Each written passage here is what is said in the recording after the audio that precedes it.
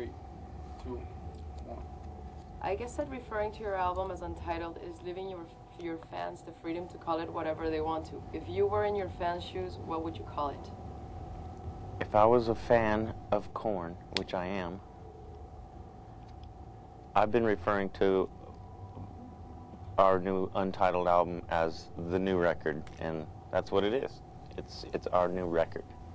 So I think that's kind of whatever they want to call it, good, bad, crappy. I think it's good, but I've been referring it to as the new album.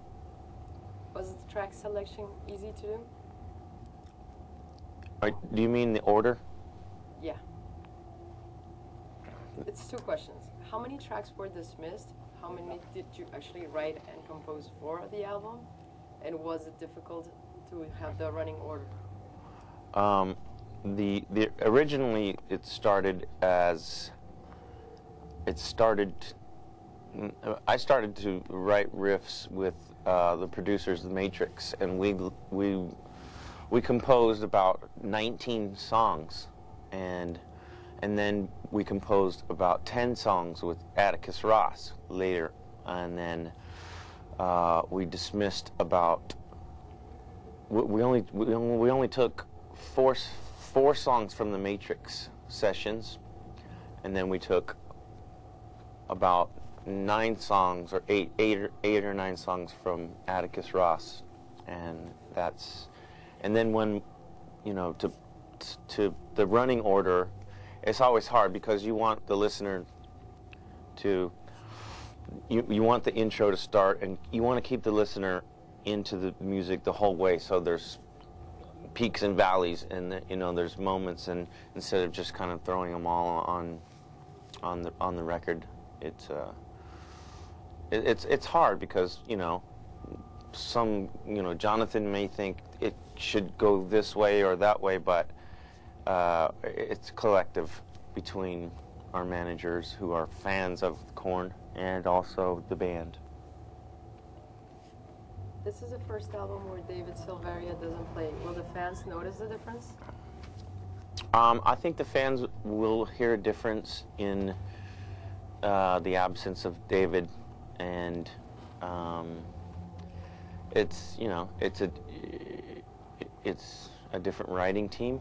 It's Terry Bozzio played on the record, and Brooks Wackerman, and we also had Jonathan play some stuff on the record, and it gives it a different sound, and that's that. The band's distance seems to be a recurrent subject in this production. Is it true that Everbee and Trained Response talk about the fact that Welch is not playing in the band? And do you take these kind of ruptures as evolutions for Korn? We repeat it, please? The band's distance, I guess, from the members, right? Distance meaning? Meaning the fact that Welch left seems to be a recurrent subject on this production. Is it true that Everbee and Trained Response talk about the fact that Welch is not playing in the band? And do you take these distances as evolutions? Well, I think the songs Everbee and Trained Response were... This is a hard question because it's a lyric question, and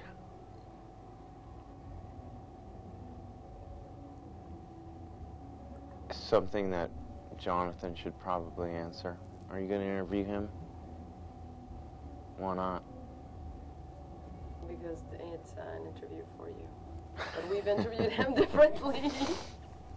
Okay. In different occasions. But if you I think that's a question for him, because I mean he wrote the songs about Brian, and he felt like he needed to kind of express himself, because there was a couple of songs about on the last album, See You on the Other Side, that and in some of it's bitter, and some of it's that we miss him, and some of it is I think Jonathan just venting about it, about some of the anger, about him leaving. So. Okay. Let's see. You like my bracelet? I love it. I'm missing one though. What? One for me. See, I give you one, you have to give me one. Maybe. What do you mean maybe? Excuse me. One. Cut. Huh? There's also an environment and friendly pacifist message in evolution with a strong emphasis on what's happening on our planet. What does Korn daily do to fight these matters? The song Evolution is really just to raise people's awareness about the pollution. I think not only that we're the pollution that we're you know, by using oil and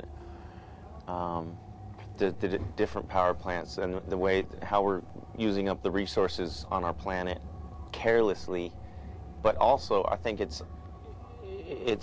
you have to shift it's a pollution of your minds also, because if you shift your consciousness and you change and you remember to whatever it is, you know, take shorter drives, a shorter shower, turn off a light. I mean, it could make a huge difference, and that's sort of where that came from. It's not really political. It's just trying to raise awareness to the pollution that because our minds, the human race, we've polluted our minds so much, have given up on caring about the earth. Okay. Back to the changes. On your recent shows, you have been working with Slipknot's drummer Joey Jordison and Seven Dust guitar player Clint Lowry. Is this something temporary, or is it the beginning of a new partnership for Korn? I think the working with Joey Jordison and Clint Lowry, it's been a great. They're great guys, and we'll have to see if it's kind of up to them if they want to continue with doing it. You know, it's really because they're both great musicians, and we play the Korn songs. They play the Korn songs, the old songs, just like I recorded them, and not just like the other guys recorded them, because they have their own style. So it's slightly, you know, it's slightly different because it's not the original 5 members, but it's up to them if they want to. Joey's got a huge band called Slipknot, and Clint's got his own band called Dark New Day. So it depends on schedules also, and you know, we'll see if their heart is into it and they want to do it. It's up to them. And finally, is there any chance of bringing Korn to Chile? Korn came to Chile and a few years ago. Too long. It's been too long. We have a lot of fans there. I remember going to Santiago and hung out at a very cool bar, very small rock bar, and everybody was so cool. I mean, it's been too long, so we're definitely gonna come back soon. Great. That's it for Chile.